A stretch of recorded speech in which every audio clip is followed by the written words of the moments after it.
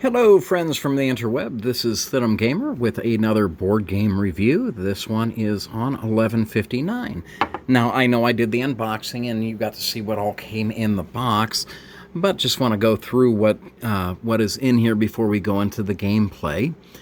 First of all, each player gets a nuke. Each player gets 2 VIP meeples. Each player gets 3 bunkers. And there's 2 players, of course. You have red and black and red. Each player has 2 dice, and then some extra things that are in here. We have the diplomacy tokens and this nice little glow-in-the-dark token. I believe it was extra for the an extra piece for the DEF CON edition. Now, I did get, through the Kickstarter campaign, the playmat, which gives you a nice place to lay all your pieces. Other thing that came with this is a scorecard and 2 little score tokens. And on the other side of the scorecard is this nice little lenticular backing. Go from 1159 to 12, and everything's nuked. Sorry, Sarah Connor. All right, now gameplay itself is kind of straightforward. Each player, at the same time, starts rolling their dice. If they roll a 7, they can do a couple different things. Number 1, they can grab a diplomacy token and put it on their side of the board. If they have a diplomacy token, they can pay that diplomacy token back and fix a bunker, or add the 3rd bunker. Both players start with their 2 meeples and 2 bunkers. And again, you can do either one. Grab the token or pay a token to get a bunker. If you roll doubles, you can arm your nuke, if it's not already armed. If it is armed, you can launch your nuke at your opponent and blow up one of their bunkers. If they have no more bunkers, each nuke starts blowing up one of their meeples. Again, you can use diplomacy tokens to rebuild bunkers, but you can't rebuild meeples. Once your last meeple is gone, your VIP meeple, you lose the game. The turn's over. You can win one of 2 ways. You can either blow your opponent away, or you can get 5 diplomacy tokens. Depending on how you win depends on how many points you get. If you get 5 diplomacy tokens, you get 2 points. If you blow your opponent away, you get 3 points.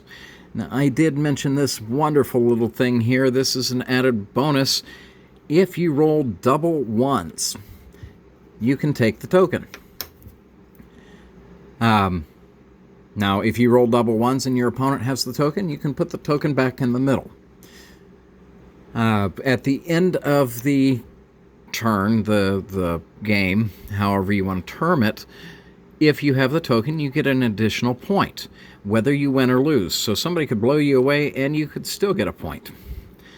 First player to get to 7 points wins the entire thing. Again, it's rather straightforward. There is no taking turns to find out who does what. It's rolling the dice as fast as you can. And as we found out while we were playing, you have to roll controlled, because if it falls off the board, the other player doesn't stop rolling. They keep rolling. There is some strategy involved. You know, do you want to build another bunker, or do you want to try to get the 5 diplomacy tokens? There's only 7 diplomacy tokens to begin with. So, again, are you wanting to try to get that, or do you want to just try to nuke the opposing player? It is, as I said, portable, so overall, gameplay is fun. It's quick. Like I said, my daughter and I played, and each round took about 3 minutes. And you're looking at probably 3 to 4 rounds before somebody wins. So about a 15-minute game. As for strategy, there is strategy. You have to think through what you're doing, and there's a time crunch. You're in the heat of the moment, so you're playing against somebody else who's also in a time crunch. Gameplay is fun. It is definitely replayable. I would rank it kind of like if you have ever played Love Letter or Coup. It's definitely something that you can pull out and play quickly, and it doesn't get boring. Each gameplay is a nice little game to play. Pretty much everything does fit in the tin. Unfortunately, the scorecard doesn't, but that's fine. We have a nice little rubber band and baggie to keep the scorecard attached to the tin. As I said, it is portable, so that is a definite plus for me. Age range,